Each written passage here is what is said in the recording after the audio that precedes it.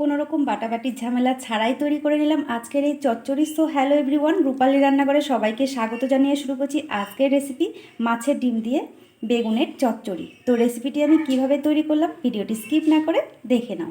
তো ফ্রেন্ডস, মাছের ডিম দিয়ে বেগুন চচ্চড়ি তৈরি করার জন্য এখানে দেখো 100 গ্রাম পরিমাণ মাছের ডিম আমি খুব ভালোভাবে ধুয়ে রেখেছি। এবার গ্যাস উনুনের উপর কড়াই বসিয়ে দিলাম, দিয়ে দিচ্ছি সর্ষের তেল। এবার এতে মাছের ডিমটা দিয়ে দেবো,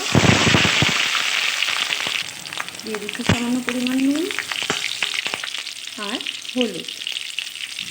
এবার এই মাছের ডিমটা উল্টে পাল্টে খুব ভালোভাবে ভেজে নেব। মাছের ডিমগুলো খুব ভালোভাবে ভাজা হয়ে গেছে, এবার আমি এগুলো নামিয়ে নেব। এবার কড়াইয়ে আরও কিছুটা পরিমাণ তেল অ্যাড করে দিয়েছি, দিয়ে দিচ্ছি কালো জিরে ফোড়ন, দিয়ে দিচ্ছি পেঁয়াজ কুচি আর কাঁচা লঙ্কা চেরা। এরপর অ্যাড করে দেব কুচি করে রাখা বেগুন, দিয়ে দেবো স্বাদ অনুযায়ী নুন আর হলুদ।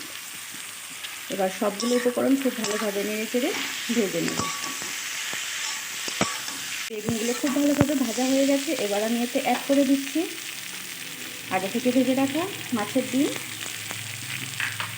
দিয়ে খুব ভালোভাবে নেড়ে চেড়ে মিশিয়ে নেব। মাছের ডিম আর বেগুনটা খুব ভালোভাবে কষানো হয়ে গেছে, এবার আমি এতে অ্যাড করে দিচ্ছি খানিকটা পরিমাণ কাসুরি মেথি। এতে ফ্লেভারটা খুব সুন্দর লাগবে।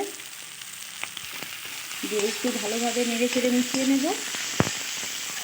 রেসিপিটা প্রায় হয়েই গেছে, এবার আমি এতে অ্যাড করে দিচ্ছি ধনেপাতা কুচি, দিয়ে ভালোভাবে কিছুক্ষণ নেড়ে চেড়ে নামিয়ে সার্ভ করে নেব মাছের ডিম দিয়ে বেগুনের চচ্চড়ি।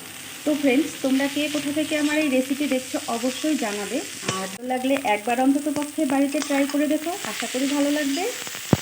তো ফ্রেন্ডস, আজকের মাছের ডিম দিয়ে বেগুনের চচ্চড়ির রেসিপি তৈরি হয়ে গেছে। দেখো আমি সার্ভ করে নিয়েছি। রেসিপিটি তোমাদের কেমন লাগলো অবশ্যই জানাবে, আর ভালো লাগলে লাইক কমেন্ট শেয়ার করে অন্যদেরকেও দেখার সুযোগ করে দেবে। এরকম নিত্য নতুন রান্নার রেসিপি দেখতে চাইলে যারা ইউটিউব থেকে দেখছো তারা চ্যানেলটিকে সাবস্ক্রাইব করে দিও, আর যারা ফেসবুক থেকে দেখছো চ্যানেলটিকে ফলো করে পাশে থেকো। আজকের মতো এই পর্যন্তই। নেক্সট কোনো দিন অন্য কোনো রেসিপি নিয়ে তোমাদের সামনে হাজির হব। সবাই সুস্থ থেকো, ভালো থেকো, নমস্কার।